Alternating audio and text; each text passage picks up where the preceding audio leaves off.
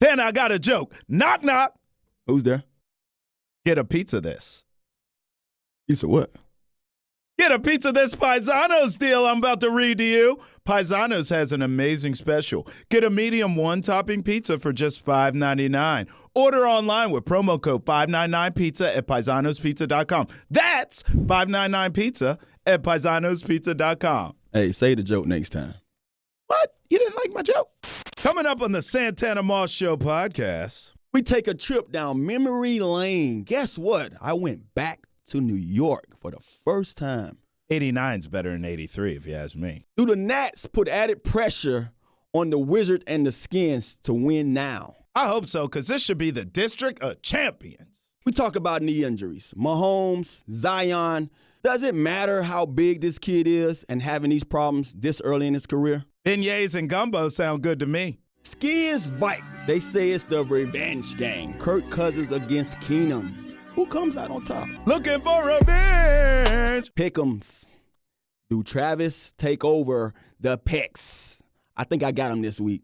And for taking L's, somebody saw a ghost. I just said he was seeing I see dead people. The Santana Moss Show podcast starts right now. Boom. It's a Santana Moss Show. Number 89, hustle all the time. Travis on the right, hot mic on the left. Every single week, it's a lyrical fact. Santana Moss Show podcast in full effect. Travis Thomas here with the man, the myth, the legend. Say it ain't so. Santana Moss. This is episode 71, which makes me think of Trent. Yes, Lord. Trent Williams. What could have been. Which should have been. Right? Tana, what you been up to, man? Last time I saw you, we were at the live show with Nori. Yeah, Norris Moss. I had a good time with Nori. As you know, I'm everywhere. Guess what, though? I went back to New York for the first time. The New York Jets had me for an autograph signing. Wow. And mingling event or engagement with the fans at the Monday Night Football game against New England Patriots. It was crazy to me because New England, it was a home game. My first recorded catch in the NFL was against New England Patriots. I caught a 40-yard bomb. Wow. At home in the old Meadowlands against the Patriots. That was my first NFL catch. And so I got a call that they wanted me for an appearance, and that was my first time going back. And trust me, it was crazy. I was on the MetLife stage pregame, signing autographs, taking a picture with fans, and then halftime I mingled with the execs in the MetLife suite. When I tell you state-of-the-art stadium, I played in that stadium before, in the new MetLife Stadium. I played there, but never got a chance to walk around and see the suites and just see all the stuff that, basically the fans get a chance to appreciate. It was, trust me, it was one of those experiences that I didn't really, I didn't know what to expect. I didn't know how the fans were, greet me. Mm-hmm. The warmest greeting ever from any fan base that I've ever, and I'm a diehard Skin. Skin is, of course. This is home for me. We know how the fans love you here. And they love me here. And it's just, one of the things, I was sharing this with a couple of friends. I was like, man, what's so crazy about that? I forgot who I was, where I was accomplishing, my last few years as a Jet, because I'm one of those guys that I don't dwell a lot. Mm-hmm. I normally cut it and move on. Mm-hmm. Regardless of what it is in life. I've always been that way. I think it's one of the things that allows me to cope with things when it's not good or bad. I'm able to just, because I tell you now, I'm reflecting now of my career. I sit back and watch college tape, my first years with the Jets, all the old stuff from the Redskins and even high school stuff. And now I'm like, damn, I did all this stuff. I know I did it, but just to watch it, it raises hairs on me sometimes, just seeing some of the things that I accomplished. So when I was traded here, to be a Redskin, I literally just cut the cord. Yeah. And I forgot what I meant to the fans. I forgot how they felt for me. And so experiencing what I experienced Monday night was like, man, I was overwhelmed because so many fans shared stories with me about 0-4 that season, how I tore up the playoffs, and then months later I was a Redskin. They just couldn't understand why, and a lot of them just, told me, man, like they became Redskin followers, not fans, because of me. They just watched the Redskins because I was a guy that they missed and that they was following while, I was a Jet. So you were the one that got away. Yeah, that's crazy, man. So, man, trust me, shout out to the folks at MetLife Stadium, all the people that, handled that event that night. And shout out to Jennifer in MetLife Suite. She's the hostess up there. She greets a lot of folks that come in and out of those doors. And she says she met a lot of, former players, and she really appreciated me and the time I spent with her. She was great that night. She took really good care of me. Well, shout outs to the Jets. I've always had a lot of respect for your franchise, although I am going to bash you later. That's a little shape of things to come for you in this show. But Tana always has looked better in 89, if you ask me. That's just I love both, but that's just me. 89 is that number. That's just me. That number. Tana, what about Matchbox? I thought it was awesome. It won loud, and thanks to everyone who came out. What did Nori say? So I hung out with both of y'all right after the show. Yeah. But once I left, did Nori talk bad about me, or did he say he had a good time? Yeah, Nori had a great time, man. I mean, it was funny because I heard how fans replied to the show who viewed it, and I had a lot of people hit me in the DM was just saying like it's funny to see you and your brother together for the first time. Y'all so similar but so different. You are different. And I was like, I always say night and day. He's the guy that don't drink, don't hang. I'm the guy that do all that. And but I have that serious side. I have that side when it's time to just, focus on what you have to focus on. Right. I know how to tune in and tone everything down. But Nori had a great time. Good. He said he got a lot of reviews from when he made the post. People was like, man, you need to be on camera more. You need to speak more. I've told him that time and time again. Besides doing the acting stuff, you should try to get into someone's network and talk football because he's very articulate and he speaks well. So he enjoyed it. He want to do it again. And I think just interacting and having a good time with me, because like I told you, being that we grew up together, we shared so much time. It's funny how me and my brothers are that we don't have those times unless we're with the family having a family outing or we hanging. Me and Lloyd hang a lot, so we're around each other a little more. And Nori's mostly in L.A., so we don't get a chance to experience those times when we out, clubbing or might just be out, to a lounge or something or chopping it up. But, he really enjoyed that experience, and he's looking forward to something coming up in the future. All right, Tana, now we have our baseball team in the World Series doing their thing, right? I just want to know, if you look around, the Mystics have won, the Nats have won, well, the Nats are trying to win, but the Caps have won. Yeah. At what point will all this winning, I mean, we're the district of champions at this point. When will it can a little bit just seep into the Redskins? Just a sprinkle? Can something just... But I shared with you, when the Caps won. Yeah. I told you this would be a domino effect. I did. told you that. I mean, you go back and I shared that here. You did. I said this is what the city needed. Now it's gonna be like a fever. Everyone's gonna catch that fever. Yeah. And so the Caps started it. The Mystics has won. Now the Nationals, in contentions of trying to bring home theirs, and they got to the dance. They got to the big dance, and they're winning. Right now game 1 is down, and they up 1-0. Sooner or later, the Wizards and the Redskins will get on board. It's just one of those things. I feel that both teams have been trying to build in those directions of having a championship caliber team. It's not something easy. We witnessed greatness with this franchise when it came to the 80s and the early 90s because we won so much and we showed up so many times when it came to those big, those big Super Bowl games.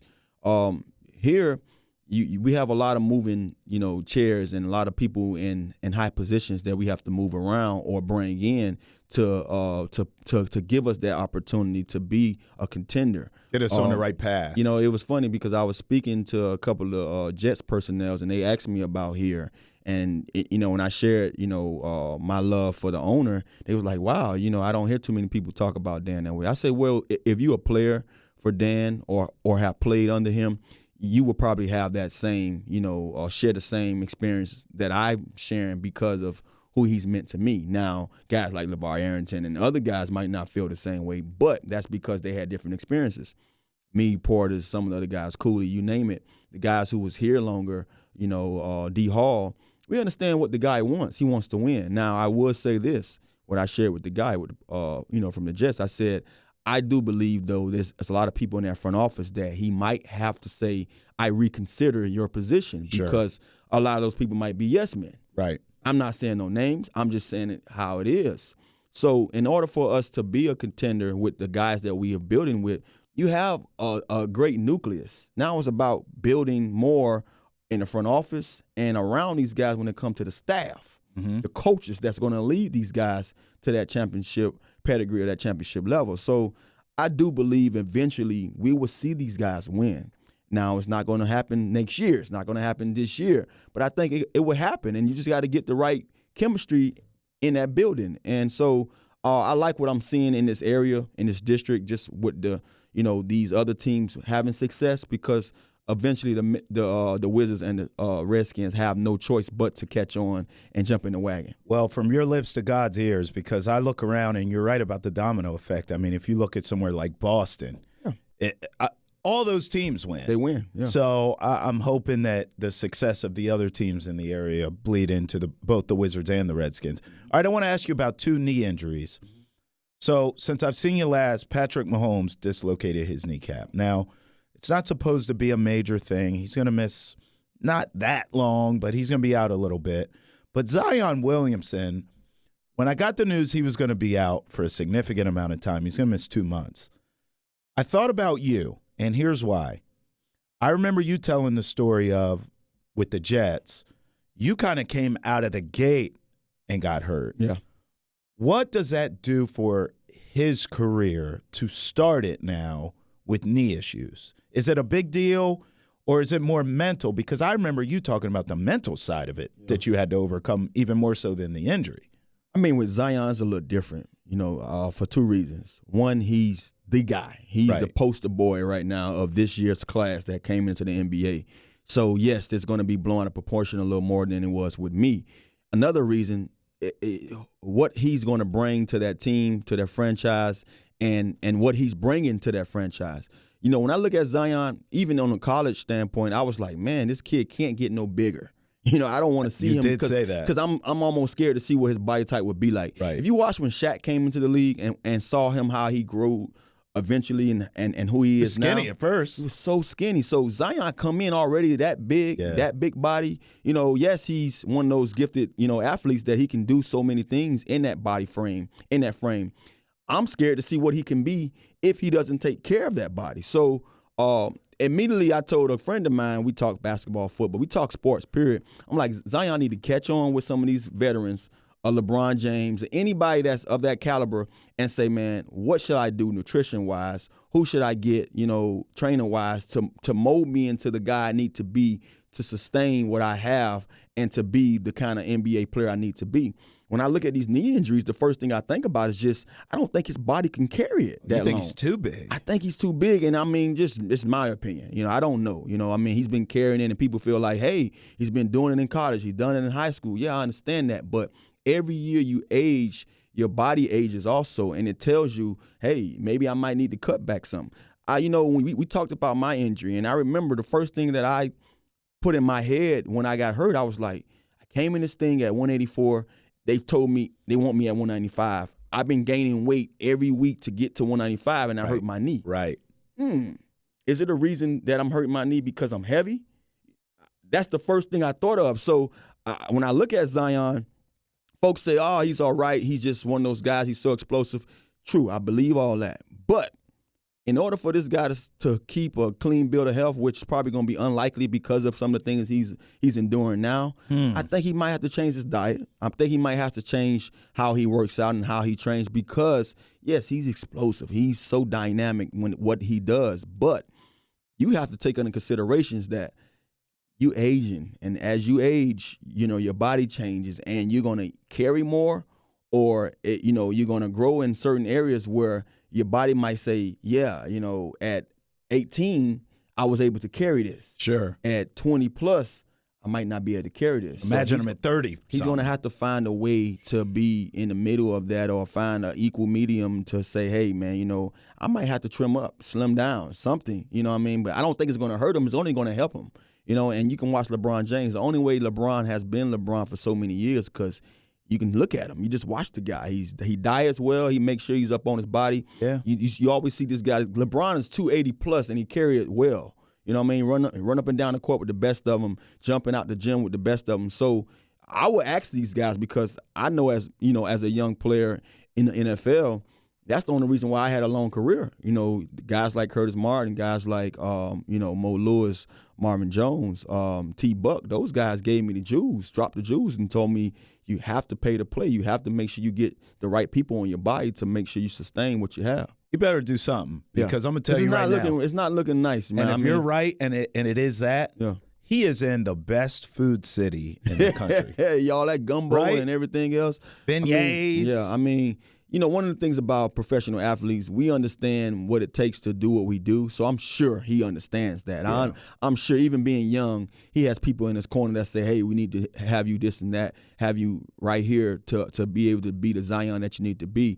But just like what his coach and his owner said, he just put up all those points in the preseason against those teams. So you probably won't say that it's hindering him from being the guy that he can be. But I do believe, you know, when it comes down to it, he will have to pay close attention to, you know, how he grows. And because right now he's big. If you ask me, I would just say, man, just too big. He's too big to play that position at that age right now. I think he should trim up. But that's just my opinion. What about Mahomes? You don't think that's a big deal, do you? I mean, he's probably going to miss, 3-4 weeks? It's not a big deal to me, but I feel that with a guy of his caliber and the things that he's already shown you he can be, MVP of his league, to his team, how much he's mean to this team, they have to make sure they pump their brakes a little bit. You know, I would say that because we had a guy like that here in Washington that I feel like it wasn't up to us. Even he didn't pump his brakes when he endured an injury and it caused something more catastrophic. And then you've seen this guy the next year, he wasn't the same guy when it came to that knee because now, you know, to me, that's your game. Mahomes, yes, he can stand in the pocket with the best of them. Yes, he can, you know, fling the ball like the best of them. But a part of his game that allows him to be the Mahomie that we call him is getting away from those defenders, getting outside those pockets, getting, you know, being able to, you know, be the best Russell Wilson that he can be, you know, when it comes to scrambling and finding that open guy. So that knee is very serious when it comes to having a dislocated kneecap. But I think that if they take the time, they don't get crazy when it comes to whatever their record might be in these next 3 to 4 weeks. They understand that, hey, it comes with the territory because of who we have. We don't have the same guy. They're able to deal with that and give him time to rest and heal. Then when he come back, he should be able to be the same guy. But he have to make sure that when he comes back, he's back at 100%. Last time we saw the Skins, they lost in an absolute monsoon to the 49ers. That was a tsunami or a monsoon? Which one you want to call it? Both. It was ridiculous. A tsunami monsoon to the Niners. Tonight, they get the Vikings. Yeah. I mean, I look at this game and I see Case Keenum wants to beat the Vikings. Yeah. Kirk Cousins wants to beat the Redskins. Something's got to give. Something got to give, and I mean, everyone wants to, you know, pat the team on the back for how they've been playing the last 2 weeks, regardless win, lose, or draw. They're 1-1 under the interim head coach. You're going into the Purple People Eaters home with a Kirk Cousins-led team with to me, one of the best running attacks in the game. Yep. And Dalvin Cook, the best running back right now in the game with what he can do out the backfield, running the ball. Miami, right? You know, Miami guy. Also, but you know, people say this is a revenge game for Keenum and Cousins. Mm-hmm. I don't look at it that way as a revenge game. I think both guys care less what goes on with those organizations because they're removed from those organizations. But I do say, as a defense, we should know who Kurt is. Our coordinators know what Kurt can do and cannot do. That's true. I don't think Minnesota will allow Kurt to sit here and get pass happy. They have a Dalvin Cook. So what we need to focus on is trying to, you know, contain him first. Now you put Kurt in those situations and say, now I have to fling this ball out there and win the game. We should put more emphasis on making Kirk beat us because we known from just the history itself that he hasn't been one of those quarterbacks that can just take the game over with his arm, put it on and his beat back. You. Exactly. So I want to see one of those games like the other day, even though the conditions going to be a little different and fair for both sides. But I want to see our defense attack the run. Make sure we put enough pressure on Kirk and say, hey, you know what? If you guys could beat us with Kirk, then beat us with Kirk. If you make them one-dimensional, you feel like the Redskins have a chance to keep the game close and maybe have a shot. If it's just on Kirk Cousins' back. I do, only because of history itself. If you ask me what I think of Kirk, I like Kirk. I think Kirk is one of those guys that if you allow that thing to be open enough and you give him enough time, he would dissect you. I do believe that. But history has showed me, just watching Kirk and playing with Kirk, I don't think he had that many opportunities or had been in that many, situations where he had to win the game and he was successful at doing so.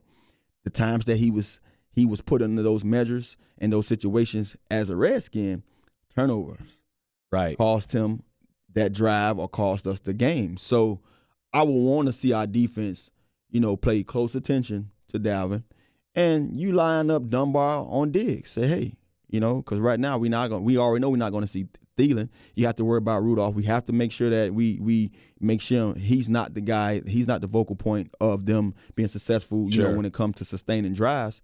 But I would line Dunbar up on Diggs and say, may the best man win, and roll the coverage accordingly to who else on the field, because I just feel like, we can probably see a better game if you allow Kirk to have to win it with his arm. All right, well, let's start there for our predictions then. Redskins are 2 touchdown underdogs in Minnesota against the Vikings. Tana, who do you like in the game and why? Only because we picking these teams, and I like my record more than I care about the team. So I'm gonna go with the Vikes. I'm going Vikes too. Do you think the Redskins cover that though? 2 touchdowns is a lot, bro. You know what? Think it'll be close? It's hard. I would say the Redskins don't get beat by 2 touchdowns because I was the dummy that bet the spread on San Fran. I took the 10 and they lost by 9. Yep. So it was crazy to see that happen. But I should have known those conditions alone. But I thought with those conditions, San Fran should easily be able to get 14 points, what I'm saying, up on these guys. So I would say the Redskins seem to be the team that you don't pick the spread with these guys. So I would say they cover. Seattle at Atlanta. Seattle, right? Seattle all day. Okay, we agree on that. Eagles at Bills. I'm going Eagles. Here's why. I love the Bills. I've been beating that drum all season. But Philly is in a must-win. If they lose on Sunday, their season is over. I think that roster is too talented to have that happen. And playing in Buffalo in October is much easier than December, when it's cold and it's snowy and people are jumping through burning tables up there. So I'm going to go Eagles, get the win to salvage their season. Yeah, I go Bills. Woo! I go Bills for the simple reason. I mean, that defense is playing second to none. And, yeah, it's a must-win situation, but I just don't feel like the Eagles have really showed us that they can do anything without Deshaun Jackson, And I think he was one of those situations. He was one of those players that basically allowed everybody else to be, great at what they do, and he's not around. So they're hurting in that area. Chargers at Bears. Oh, Chargers have to win this time. I mean, the Bears just don't have nothing. I mean, they already calling for the quarterback to be a bust right now. One of the worst picks in the league, or the worst picks in NFL history. So I'm going Chargers. I'll go Chargers, too. Giants at Detroit. I'm going Detroit. Detroit. Tampa at Tennessee. That's interesting. Tannehill is the quarterback now. Tannehill. I'm saying Tannehill, Tennessee. I'm going to go Jameis on the road. Oh, no. Denver. I'm going to go Jameis on the road, said no one ever. Denver at Indy. Indy, all in the the way. Dome. You're going Indy? Same. I'll go Indy as well. Bengals at Rams. Rams. Yeah, they got it. Let's not waste time on that.